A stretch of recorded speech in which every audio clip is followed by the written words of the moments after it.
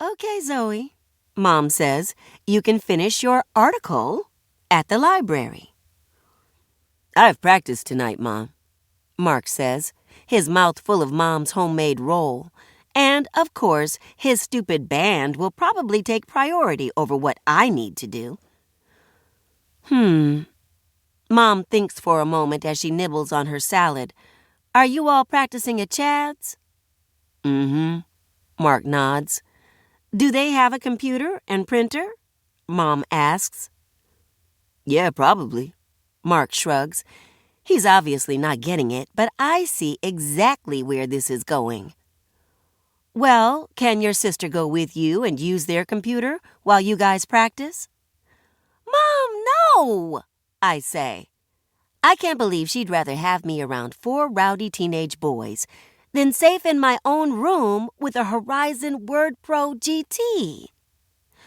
Surprisingly, Mark doesn't protest the way I do, because as long as he gets to play his music, he doesn't really care what else is happening around him. I'll text Chad, he says, before heaping more food onto his plate. Mom, can't Daddy just take me to the library? And then to office tech? He's working late tonight, Mom says, and her face changes a tiny bit before going back to normal. It's like when a cloud moves in front of the sun for a second, so I call it her shadow face. She's been getting it more and more lately. So why don't you just go with Mark tonight, Zoe?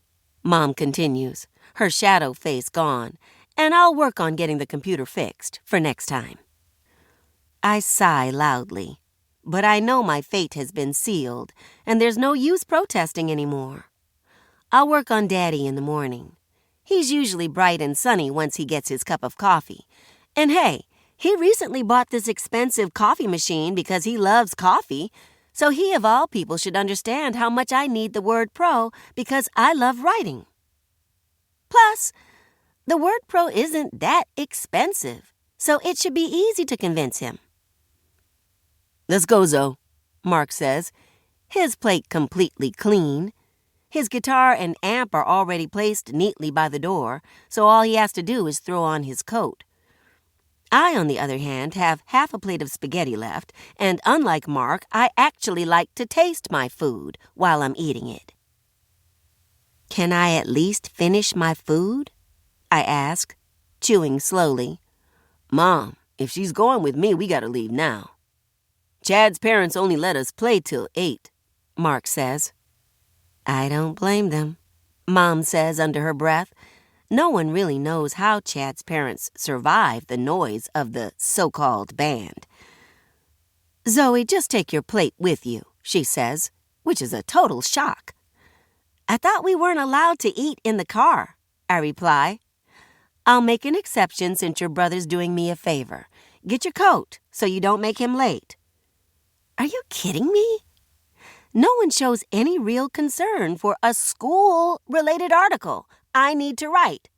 But I have to break rules and risk indigestion and possible hearing loss for Mark's stupid band rehearsal? Not fair. I sigh loudly again, but this time Mom gives me the look, so I cut it short. I call it her buttons face, as in, keep pushing my buttons and see what happens. You don't mess with the buttons face. Bye, Mom, I say, as I drag myself to the garage, where Mark already has the car on and his music cranked up loud.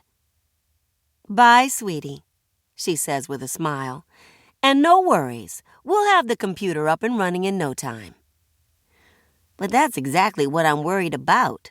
Because if they do fix the crash machine, the only Word Pro I'll have is the one that's taped on my wall.